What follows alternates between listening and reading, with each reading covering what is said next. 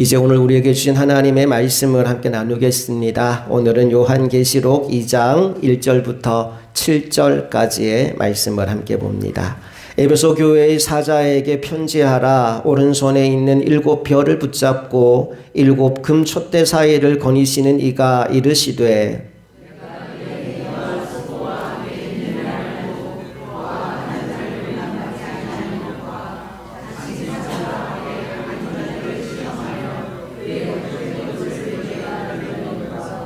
또 내가 참고 내 이름을 위하여 견디고 게으르지 아니한 것을 아노라.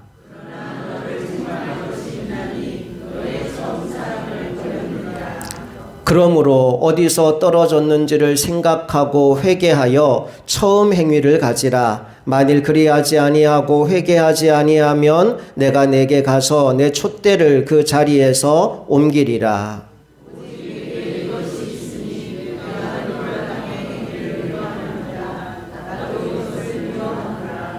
귀 있는 자는 성령이 교회들에게 하시는 말씀을 들을지어다. 이기는 그에게는 내가 하나님의 낙원에 있는 생명나무의 열매를 주어 먹게 하리라. 아멘. 오늘은 처음 사랑을 회복하라 라는 제목으로 하나님 말씀 나누겠습니다. 제가 요한계시록 강해를 시작하면서 요한계시록에 대한 3가지 오해가 있다는 말씀을 드렸습니다. 요한계시록은 어렵다. 요한계시록은 무섭다. 또 요한계시록은 이단에 빠질 위험성이 있다. 라는 생각들을 가지고 있어요. 그래서 기성교회 강단에서 요한계시록 설교를 듣기가 쉽지 않다는 말씀을 드렸습니다. 자, 지난주까지 우리가 요한계시록 1장을 끝냈는데 여러분 어려우셨습니까? 아니죠. 좀 쉬웠죠. 설교를 워낙 잘해서 그렇습니다. 무서웠습니까? 아니죠. 오히려 위로가 되고 복이 되는 말씀이라는 걸 여러분 경험했을 거예요. 특별히 우리가 요한계시록을 다루면서 이단에 빠지지 않기 위해서는 이거 하나만 하면 됩니다. 그냥 요한이 본 걸 우리도 보는 겁니다. 거기에 무슨 복잡한 의미 같은 거 담으려고 하지 말고 요한이 이런 걸 봤겠구나 하고 넘어가면 됩니다. 이해하셨죠? 자, 오늘 2장으로 들어가 볼 텐데 복습 하나만 먼저 하고 들어갈게요. 1장 19절 말씀을 다시 한번 읽어봅니다. 다 같이 시작. 그러므로 내가 본 것과 지금 있는 일과 장차 될 일을 기록하라. 특별히 이 구절이 요한계시록 전체 요약본이다라는 말씀을 지난주에 드렸어요. 내가 본 것, 과거지요. 지금 있는 일, 현재입니다. 그리고 장차 될 일, 미래입니다. 특별히 내가 본 것은 요한계시록 1장에 등장하는 예수 그리스도의 모습입니다. 그림으로 잠깐 보여드리면 바로 이 모습입니다. 오른손에 7별을 들고 7 금촛대 사이를 거니시는 주님의 모습을 봤어요. 그리고 두 번째, 지금 있는 일은 2장과 3장에 걸쳐서 나오는 아시아 7교회의 현재 상황입니다. 그리고 마지막 장차 될 일은 4장부터 21장까지의 이 세상에 임할 하나님의 심판과 환난, 그리고 새하늘과 새 땅에 관한 이야기입니다. 지난주에 이 순서가 중요하다는 말씀을 드렸습니다. 그리스도, 교회, 그리고 마지막이 세상입니다. 그러니까 세상을 보기 전에 먼저 무엇을 보자고요? 믿음의 주요 또 온전케 하시는 이인 예수 그리스도를 바라보자고요. 오늘 이제 그 생각을 가지고 이제 아시아 7교회 중에 첫 번째 교회인 에베소 교회를 만나보도록 하겠습니다. 먼저 1절을 다시 읽어볼게요. 시작. 에베소 교회 사자에게 편지하라. 오른손에 있는 7별을 붙잡고 7 금촛대 사이를 거니시는 이가 이르시되. 주님이 등장하시는데 아까 그림 그대로이죠. 오른손에 7별을 붙잡고 7 금촛대 사이를 거니시는 이. 여러분, 여기서 별은 뭐고 촛대는 무엇일까요? 기억나십니까? 1장 20절에서 그 답이 나와 있었는데요. 20절 말씀을 보니까 7별은 뭐다? 7교회의 사자, 다시 말해서 목회자들을 의미하고요. 7 금촛대는 뭐라고요? 일곱 교회를 의미합니다. 그러니까 주님이 어떤 분이냐 하면 첫째, 일곱 별 주의 종 목회자들을 오른손으로 붙들고 계신 분이다라는 겁니다. 여러분, 목회자는 사실 하나도 위대한 사람이 아닙니다. 오히려 부족한 것 투성이에요. 그런데 그 목회자를 누가 붙들고 계신다고요? 위대하신 주님이. 그래서 주의 종들이 가끔씩 위대해 보이는 겁니다. 지도자는 하나님이 세우십니다. 하나님이 교회를 위해서 지도자를 세우시는 거예요. 하지만 교회의 운명은 결코 그 지도자에게 달려 있는 게 아닙니다. 그 지도자들을 붙들고 계신 주님이, 그리고 그 교회의 사회를 거니시며 돌보시는 주님이 바로 교회의 주인이신 겁니다. 오늘 에베소 교회에 편지하면서 주님은 자신이 누구이신지를 이 본문을 통해 다시 한번 말씀해 주고 있는 겁니다. 오늘 우리 흥업교회의 주인 역시도 우리 주 예수 그리스도이심을 분명하게 고백하는 저와 여러분 모두가 될 수 있기를 간절히 바랍니다. 지도를 잠깐 보시면요, 에베소 교회의 위치가 보이시나요? 특별히 에베소라는 곳은 지금 사도 요한이 유배 중인 밤모섬에서 가장 가까운 곳입니다. 그리고 또한 소아시아 7 도시 중에 가장 번창한 도시입니다. 마치 로마를 그대로 옮겨 놓은 것 같다라고 해서 작은 로마라는 별명까지 붙어 있는 도시였어요. 사도 바울이 2차 선교여행 당시에 이곳에 오게 되었는데, 특별히 에베소 지역에 두란노 서원이라는 말씀 학교를 세워놓고 3년 가까이 되는 시간 동안 그곳에서 제자 양육을 했습니다. 그렇기 때문에 사도 바울에게 있어서 에베소는 너무나도 각별한 곳이었어요. 우리 에베소서 1장 6절 말씀을 한번 볼 텐데, 에베소교에 편지하면서 바울이 이런 말을 합니다. 같이 읽어볼게요. 시작. 내가 기도할 때 기억하며 너희로 말미암아 감사하기를 그치지 아니하고. 말하자면 생각만 해도 좋은 교회였다는 겁니다. 바울은 이 교회에 자신의 후임자로 아들같이 여기는 목회자 디모데를 세웁니다. 그리고 그 후에 유명한 성경학자였던 아볼로가 그 교회를 섬겼고, 지금 요한계시록을 쓰고 있는 사도 요한 역시도 에베소 교회에서 목회를 한 적이 있습니다. 무슨 말입니까? 한마디로 이 교회는 역사와 전통을 자랑하는 교회였다는 거지요. 거쳐간 목회자들의 면면도 화려했지만 그 교회에 대한 평판도 너무나 좋은 교회였습니다. 주님도 오늘 말씀을 보니까 그 교회에 대한 칭찬으로 말문을 여십니다. 우리 2절과 3절을 다 함께 읽어볼게요. 시작. 내가 내 행위와 수고와 내 인내를 알고 또 악한 자들을 용납하지 아니한 것과 자칭 사도라 하되 아닌 자들을 시험하여 그의 거짓된 것을 내가 드러낸 것과 또 내가 참고 내 이름을 위하여 견디고 게으르지 아니한 것을 아노라. 주님 이렇게 말씀하십니다. 내가 다 안다라고요. 너희들이 얼마나 많이 수고했고 얼마나 인내했고 얼마나 충성했는지, 그리고 얼마나 부지런히 나를 섬겼는지 내가 안다라고 말씀하고 있습니다. 여러분, 세상 사람들이 몰라준다고 해서 섭섭해하지 마십시오. 때때로 목회자가 몰라준다고 서운해하지 마십시오. 주님이 아십니다. 주님이 기억하신대요. 여러분, 그것이면 족하지 않겠습니까? 나는 여러분들이 이 사실을 분명히 믿고 누가 알아주든 몰라주든 신경 쓰지 말고 믿음의 행위를 계속해서 이어나가는 하나님의 사람들이 다 될 수 있기를 간절히 소망합니다.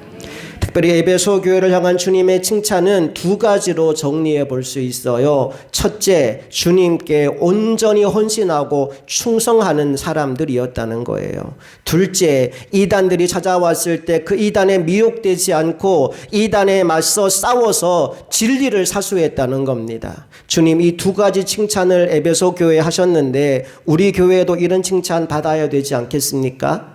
그럼 어떻게 살아야 될까요? 먼저 조금 전에 이야기한 것처럼 이 세상 사람들이 알아주든 몰라주든 주님 앞에서 끝까지 충성하는 자세로 살아갈 수 있기를 간절히 소망합니다.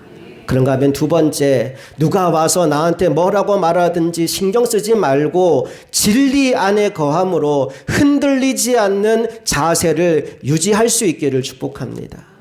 여러분, 이 두 가지가 필요합니다. 끝까지 충성하며 흔들리지 않는 자세. 자, 그런데 특별히 우리가 이 진리를 사수하려면 진리가 뭔지를 알아야 되겠죠. 여러분, 진리가 뭡니까? 라고 한마디로 대답하십시오. 뭐라고 대답하시겠어요? 진리는 예수님이십니다. 요한복음 14장에 예수님이 그랬잖아요. 내가 곧 길이요 진리요 생명이니. 진리가 뭐라고요? 예수님이라고. 그러므로 우리는 예수를 깊이 알아야 합니다. 우리가 한 사람을 안다라고 말할 때 두 가지 알미 있어요. 하나는 지식적인 알미고 또 하나는 체험적인 암입니다. 여러분, 예수를 깊이 안다고 하는 것은 단순히 성경 공부를 통해서 예수님에 대해 배우는 것을 의미하지 않습니다. 예수님과 함께 먹고 마시고 동행함으로 체험을 통하여 그분을 알게 되는 것을 말합니다. 우리가 요한계시록을 함께 나누는 동안 이 계시록의 주인공이신 예수 그리스도를 이전보다 더 깊이 알게 되시기를 주님 이름으로 축복합니다. 옆 사람과 인사할까요? 예수님을 더 깊이 알아갑시다. 인사하겠습니다. 예수님을 더 깊이 알아갑시다. 아멘. 자, 이렇게 3절까지 내용만 보면 내용이 너무 좋아요. 하나님의 칭찬이 너무 과분할 정도입니다. 그런데 4절 이하의 말씀을 보면 이 에베소 교회를 향한 주님의 안타까운 책망이 이어지게 됩니다. 4절을 함께 읽어볼게요. 시작. 그러나 너를 책망할 것이 있나니 너의 처음 사랑을 버렸느니라. 너무 안타까워요. 너무나 많은 칭찬을 받은 에베소 교회인데 한 가지 책망을 받아요. 처음 사랑을 버렸느니라. 이게 별거 아닌 것 같은데 사실은 어마어마한 겁니다. 왜냐하면 사랑을 잃으면 다 잃어버린 거거든요. 고린도전서 13장은 사랑장인데 1절부터 3절까지 반복해서 나오는 문장이 하나 있어요. 사랑이 없으면 사랑이 없으면 사랑이 없으면 어떤 일이 벌어지는지 같이 읽어봅니다. 시작. 내가 사람의 방언과 천사의 말을 할지라도 사랑이 없으면 소리나는 구리와 울리는 꽹과리가 되고 2절. 내가 예언하는 능력이 있어 모든 비밀과 모든 지식을 알고 또 산을 옮길 만한 모든 믿음이 있을지라도 사랑이 없으면 내가 아무것도 아니요. 3절. 내가 내게 있는 모든 것으로 구제하고 또 내 몸을 불사르게 내어줄지라도 사랑이 없으면 내게 아무 유익이 없느니라. 그러니까 사랑 잃어버리면 다 잃어버린 겁니다. 너무나 안타까운 것이 에베소 교회가 그랬다는 겁니다. 다 있는 것 같은데 가장 중요한 게 빠져버렸다고요. 그게 뭡니까? 사랑이요.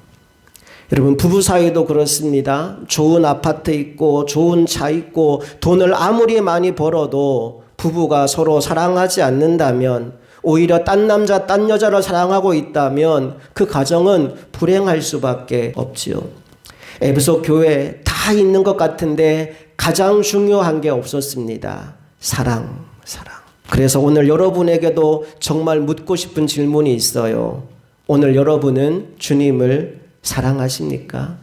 정말로 누구보다 뜨겁게 주님을 사랑하고 계신가요? 내 안에 이 주님을 향한 사랑이 아직도 뜨거운지 아니면 그 사랑이 식어버렸는지를 확인할 수 있는 몇 가지 질문이 있습니다. 한홍 목사님이 쓰신 결말을 알면 두렵지 않다라는 책을 보니까 소위 주님을 향한 사랑이 식었을 때 나타나는 현상을 한 10가지 정도 나열해 놓았는데 그 중에 5가지만 함께 나누어 보겠습니다. 사랑이 식으면 나타나는 현상. 첫째, 어떻게 된대요? 기도 생활이 차가워진대요. 사랑에 빠진 커플들은 할 말이 많습니다. 밤새도록 통화하고 나서 우리 못다한 얘기는 언제 하자고요? 만나서 하자 그래요. 무슨 할 말이 그렇게 많은지요. 여러분, 기도는 하나님과 대화하는 겁니다. 하나님과의 사랑에 빠져 있으면 기도할 때 할 말이 많아요. 기도하는 시간이 즐겁고 행복합니다. 그래서 시도 때도 없이 기도하지요. 그런데 사랑이 식고 나면 기도 시간을 재기 시작해요. 왜 이렇게 시간이 안 가나 그러고 있어요. 첫사랑이 식으면 첫째, 기도 생활이 차가워집니다. 둘째, 어떤 일이 벌어지나요? 말씀에 대한 갈망을 잃어버리게 됩니다. 어떤 청년이 한 자매와 사랑에 빠졌다고 합시다. 그런데 우연히 그 자매에 관한 모든 것이 기록되어 있는 책 한 권을 발견했어요. 이 책 안에는 그 자매의 어린 시절 이야기, 좋아하는 취미, 무슨 생각하는지, 싫어하는 게 뭔지, 그녀에 관한 모든 게 이 책에 다 담겨 있다고 해봅시다. 여러분, 그렇다면 이 청년이 이 책을 어떻게 할까요? 아무리 책 읽기를 싫어하는 청년이라 해도 그날 밤을 새워서 다 읽어보지 않겠습니까? 그것도 아주 경건하게 밑줄 쳐가면서 묵상하면서 암송하면서 말이죠. 주님과 사랑에 빠졌을 때 성경을 그렇게 읽습니다. 사랑이 뜨거우면 말씀에 대한 열정이 뜨거워지고, 사랑이 식어버리면 말씀에 대한 열정도 식어버리게 됩니다. 오늘 여러분, 하나님의 말씀에 대한 갈망이 있습니까? 여러분 안에 말씀에 대한 갈급함이 회복될 수 있기를 축복합니다. 사랑이 식으면 나타나는 세 번째 현상, 뭐라고 적혀 있습니까? 전도의 의욕을 잃어버리게 됩니다. 사랑에 빠진 젊은이들은 누구를 만나든지 자기가 지금 만나고 있는 남자, 여자 자랑을 합니다. 난 별로 듣고 싶지 않은데도 계속 옆에 와서 자랑을 하게 돼요. 그 사람이 얼마나 잘생겼고 얼마나 똑똑하고 얼마나 자상하고. 여러분, 전도가 그렇습니다. 주님을 뜨겁게 사랑하는 사람은 누가 전도 훈련 따로 시키지 않아도 그냥 꾹 누르면 예수님 얘기, 교회 얘기만 계속 하게 됩니다. 그런데 사랑이 식으면 더 이상 전도하지 않습니다. 바울은 내가 복음을 부끄러워하지 않는다라고 말했지요. 어디에 가든지 부끄러워하지 않고 오히려 정신없이 예수님을 자랑하는 사람, 여러분, 그 사람 아직 사랑이 식지 않은 겁니다. 오늘 여러분은 어떠신가요? 사랑이 식으면 나타나는 현상 네 번째는요, 읽어볼까요? 예배가 끝나면 주님과의 교제도 끝납니다. 사랑에 빠진 연인들은요, 꼭 데이트할 때만 그 사람 생각하는 게 아니에요. 정말 맛있는 음식점에 가면 어떤 생각해요? 그 사람 데리고 와서 같이 먹어야겠다 생각합니다. 쇼윈도에 이쁜 옷 걸려 있으면 어떤 생각해요? 저거 돈 모아서 그 사람 사줘야지 라는 생각을 해요. 그러니까 데이트할 때만 함께 있는 게 아니고 생각으로는 늘 함께 있는 겁니다. 주님과 사랑에 빠지면 예배 시간이 따로 없습니다. 예배 끝나고 집에 갈 때에도 차 안에서 찬양을 흥얼거리고 하늘을 봐도 구름을 봐도 예수님 생각만 나고 온통 머릿속에 예수님 뿐이에요. 정의철 집사님이요, 음악을 너무너무 좋아하셔요. 늘 일을 할 때든 뭘 할 때든 음악 틀어놓고 하시거든요. 옛날에 뭐 틀었는지 아세요? 트로트 틀었어요. 맨날 트로트 막 틀어놓고 열심히 교회에 와서 일하고 했는데 어제 보니까 뭐 틀었게요? 찬송가 틀고 있더라고요. 어제 보니까 듣는 노래가 달라진 거예요. 예수님이 너무 좋으니까 예수님에 관한 이야기를 계속하게 되고 예수님 생각을 계속하게 되고 예배가 끝나도 주님과의 교제가 멈추지 않는 거예요. 그런데 주님과의 사랑이 식어버리면 주일 예배가 끝남과 동시에 예수님 생각도 끝이 나버립니다. 교회 문을 나서면서 하나님, 예수님 빠이빠이 다음 주에 만나요 그러고 가는 거예요. 뭐가 식어버리면? 사랑이 식으면. 마지막 다섯 번째, 사랑이 식으면 나타나는 현상이 뭐냐 하면요, 읽어볼까요? 하나님의 명령들이 귀찮게 여겨진대요. 사랑하면 상대방의 소소한 것에 관심을 가지고 바꿔주고 싶어 합니다. 그래서 이렇게 한번 해보자, 저렇게 한번 해보자 이야기하는데 그 말이 참 감사해요. 그래서 웬만하면 사람이 결혼하고 나면 남자들이 굉장히 멋있어진대요. 왜 그럴까요? 아내가 잘 만져주거든요. 그러니까 점점점 괜찮아지는 모습이 보인대요. 그런데 시간이 지나고 나서 사랑이 식으면 나한테 해주는 말이 뭐로 들릴까요?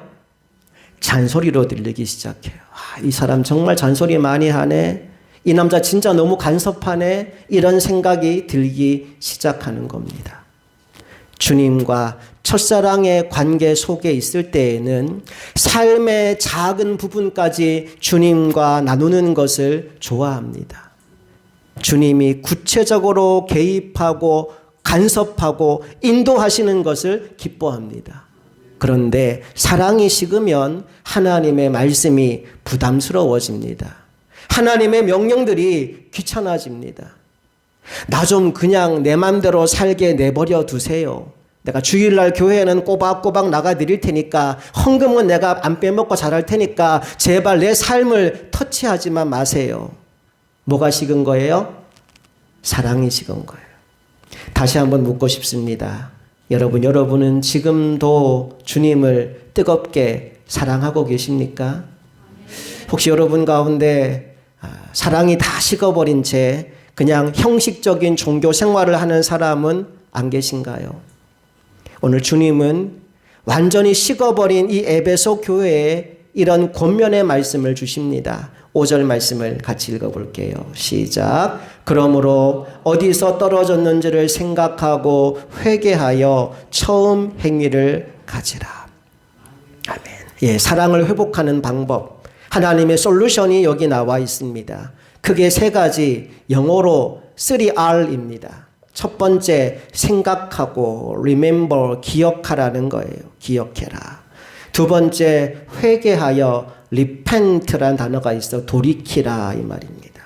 그리고 세 번째, 처음 행위를 가지라, restore라는 단어, 회복하다라는 단어인데요. 처음의 행위를 회복하라. 세 가지가 우리 주님이 주신 솔루션입니다. 첫째 뭐하고? 생각하고, 과거 하나님과 나의 첫사랑의 때를 기억하고, 둘째 뭐해서?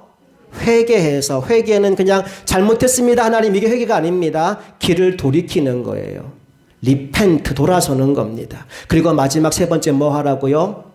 처음 행위를 가지라. 다시 처음에 그 사랑을 회복하라, restore 하라 말씀하는 거예요. 성경 창세기에 야곱이란 인물이 있습니다. 여러분, 야곱에게 있어서 베델이 바로 그런 곳이었어요. 야곱은 아버지와 형을 속이고 장자의 축복을 가로챈 인물입니다. 나중에 그 사실을 알게 된 형이 자신을 죽이겠다고 살기등등했어요. 그래서 야곱은 형의 낯을 피하여 외삼촌 라반의 집을 향해 홀로 여행을 떠나게 됩니다. 그렇게 여행을 떠나던 중에 잠잘 곳이 없어서 빈 들판에서 홀로 돌 베개를 베고 외롭고 무서운 밤을 보내게 된 거지요. 그런데 그날 밤 놀라운 꿈을 꿉니다. 하늘이 열리고 사다리가 내려오더니 천사가 오르락 내리락 하는 겁니다. 그리고 어떤 음성이 들려와요. 누구의 음성일까요? 하나님의 음성이 들려옵니다. 내가 너와 함께 있다. 내가 너를 지켜준다. 야곱이 잠이 깨고 나서 얼마나 기뻤는지 몰라요. 혼자인 줄 알았는데 하나님이 함께 계셨거든요. 아무도 나를 지켜주지 않는 줄 알았는데 하나님이 자신을 보호하고 계셨던 겁니다. 그래서 잠이 깨자마자 야곱이 뭘 했느냐 하면 자신이 베개 삼아 누웠던 그 돌에 기름을 붓고 그곳 이름을 벳엘, 하나님의 집이라고 명합니다. 우리 창세기 28장 16절부터 19절까지 말씀을 함께 읽어볼게요. 시작. 야곱이 잠이 깨어 이르되 여호와께서 과연 여기 계시거늘 내가 알지 못하였도다. 이에 두려워하여 이르되 두렵도다. 이곳이요 이것은 다름 아닌 하나님의 집이요 이는 하늘의 문이로다 하고, 야곱이 아침에 일찍 일어나 베개로 삼았던 돌을 가져다가 기둥으로 세우고 그 위에 기름을 붓고 그곳 이름을 베델이라 하였더라. 이 성의 옛 이름은 루스더라.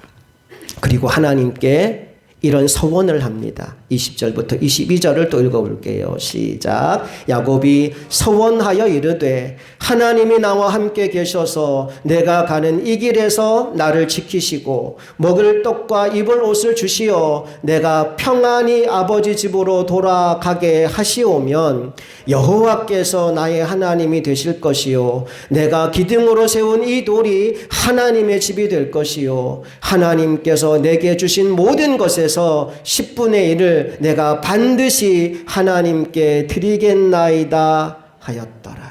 하나님 나 지켜주시고 보호하시고 다시 돌아오게 하시면 하나님 나의 하나님이 될 겁니다. 이 돌이 하나님의 집이 될 겁니다. 내가 11조를 하나님께 드리겠습니다. 약속했어요.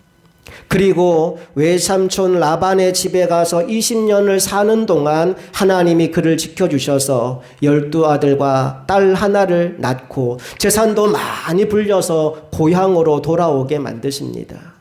돌아오는 길에 형 에서와의 만남을 걱정했는데 하나님이 형의 마음을 만져주셔서 부드럽게 바꿔주셔서 두 사람이 기쁨의 포옹을 나누게 하십니다. 여러분, 그럼 이제 야곱이 뭐 해야 돼요?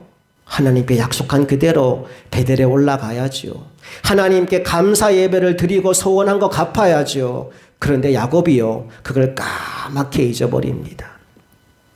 그 사이 야곱의 집안에 말도 안 되는 일들이 벌어지기 시작합니다. 딸 디나가 동네 구경을 나갔다가 그 동네 추장의 아들에게 겁탈당하는 일이 벌어진 거지요. 그리고 그 오빠들은 동생의 복수를 하겠다며 세겜성의 남자들 몇 명을 죽인 겁니다. 한마디로 벌집을 쑤셔버린 거예요.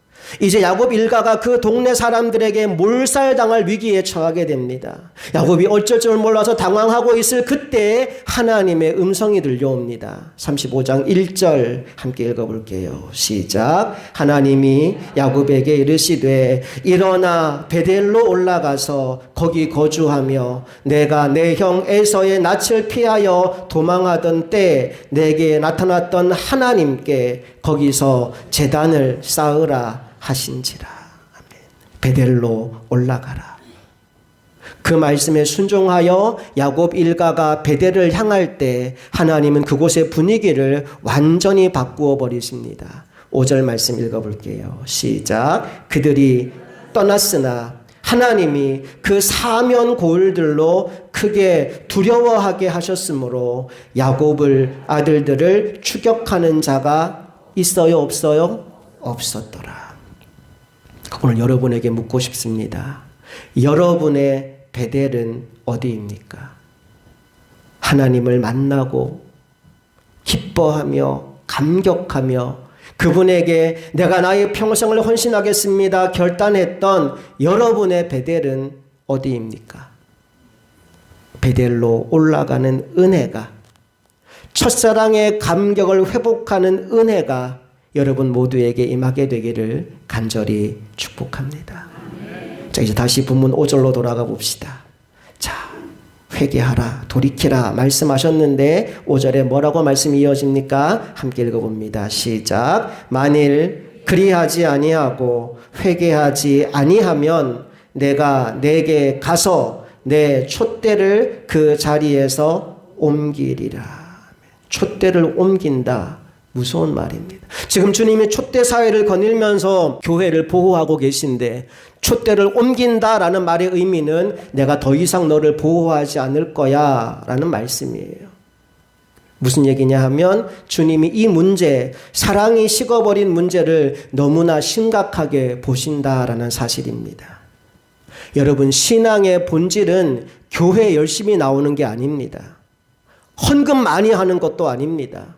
전도를 열심을 내서 하는 것도 아닙니다. 그럼 뭐냐? 바로 주님을 사랑하는 것입니다.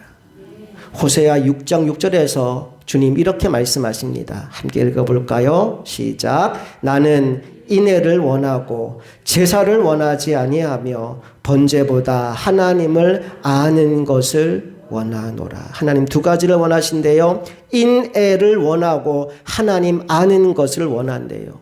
인애라는 말의 의미가 뭘까요? 이 말씀의 의미를 조금 더 여러분들 더 잘 느끼게 하기 위해서 세번역 성경으로 제가 이 말씀 다시 한번 읽어드릴게요. 내가 바라는 것은 변함없는 사랑이지 제사가 아니다. 불살라 바치는 제사보다는 너희가 나 하나님을 알기를 더 바란다.